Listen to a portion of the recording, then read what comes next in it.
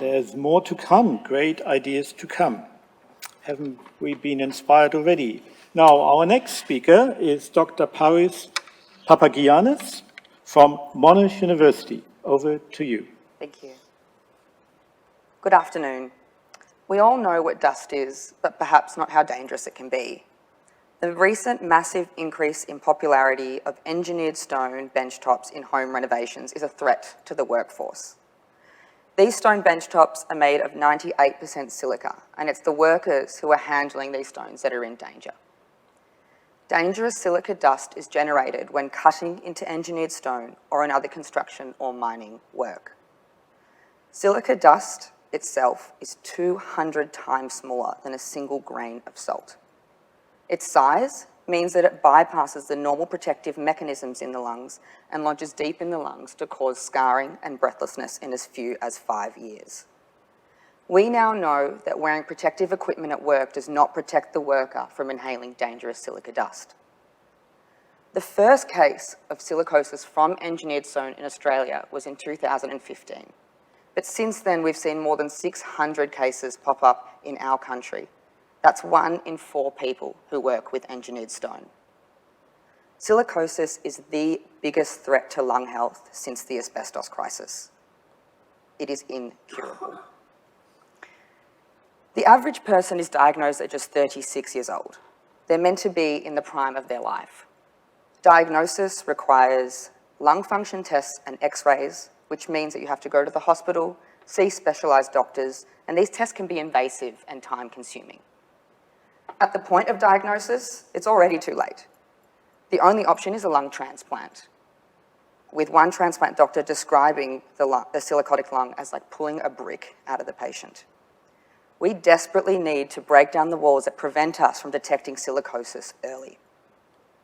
What if there was a simple breath test that indicated your level of exposure to silica dust in the workplace?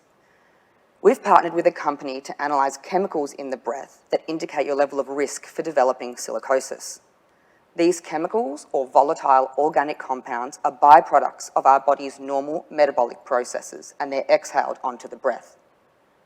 For the first time, our lab is identifying which of these chemicals on the breath can be used as biomarkers for early stages of silicosis lung disease. We envision this test is available on site before you start work in a traffic light system, whereby chemicals that light up red are high risk, amber is be cautious, and green is continue with normal workplace surveillance. This test is fast, cheap, and easy to use and will identify silicosis before decline in lung function. We are breaking down the walls to identify early breath biomarkers of dangerous dust at work. Thank you for your attention. Thank you, Paris. Questions, please. Lynn. Learnt the story of asbestos and mesothelioma, so your talk is so relevant because we're going down the same path here.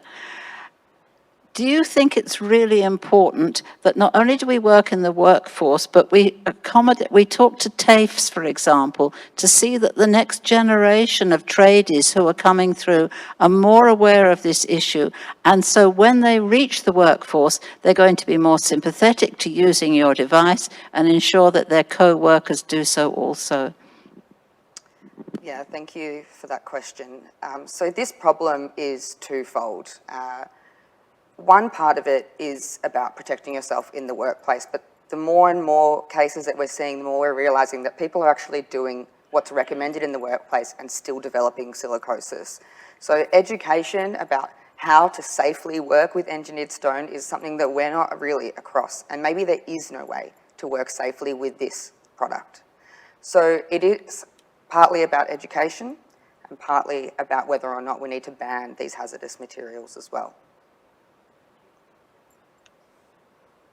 Angela, thank you. I'm just wondering, can you tell us about, is this problem a greater problem in Australia or similarly spread throughout the world?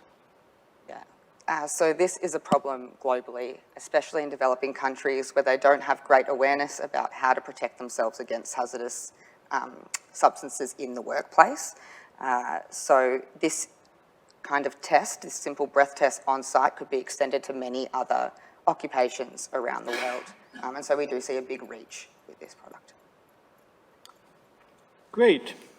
Thank you very much. Thank you.